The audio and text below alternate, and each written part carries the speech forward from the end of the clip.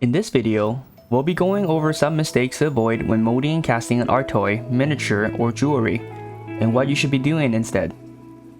Molding and casting your own resin toy, miniatures, or even jewelry is a fascinating area of the crafts to explore, and something I'm sure everyone wanted to try at least once.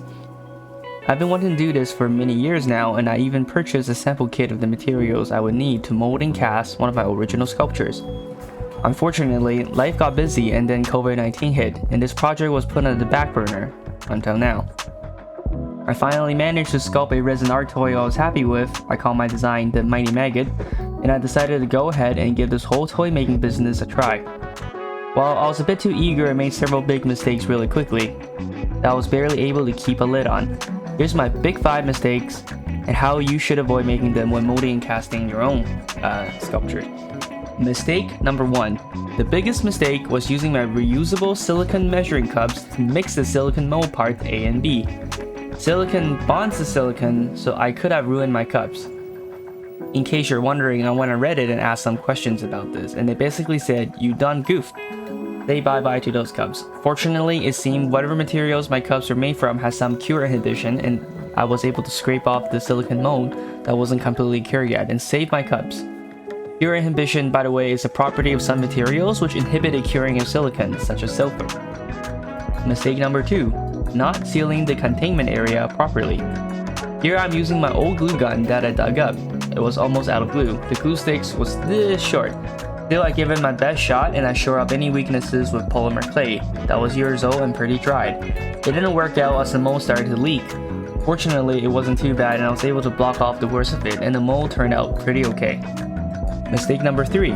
Not wearing long sleeve shirts. When working in resin, you should be covering any exposed skin.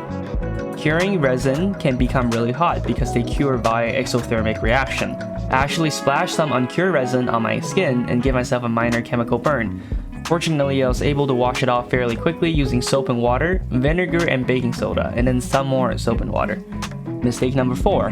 Sculpting things that trap air bubbles and not including additional vents. Okay, so if you have a pressure pot, this wouldn't be a huge issue, but I didn't, and I sculpted something with a lot of protruding areas and overhangs which could catch air bubbles. This wasn't really something I could solve at the molding and casting stage, except maybe include more vents during molding. But that is dependent on the design of your sculpt, and for me, there weren't any good ways to make air vents out of the problem areas. Mistake number 5. Making too much or too little resin. So when measuring part A and part B, you should measure enough material to fill the mold. When I made my first cast, I had too much and wasted lots of wet resin. The second time, I had too little and I had to quickly whip up another batch to fill in the missing areas. Due to the fast pot life, I was fortunate to get in the second batch before the first one completely cured, otherwise it wouldn't be as structurally strong. So there you have it, the 5 mistakes I made. You know what wasn't a mistake I made though? Wearing nitrile gloves and an appropriate gas mask that can filter the vapors that resin gives off. At least I did that right. Trust me, you don't want this stuff in your lungs, not if you want to be able to keep crafting long into the future. Thank you so much for watching, and if this video was helpful to you at all, please like, subscribe, and share this video.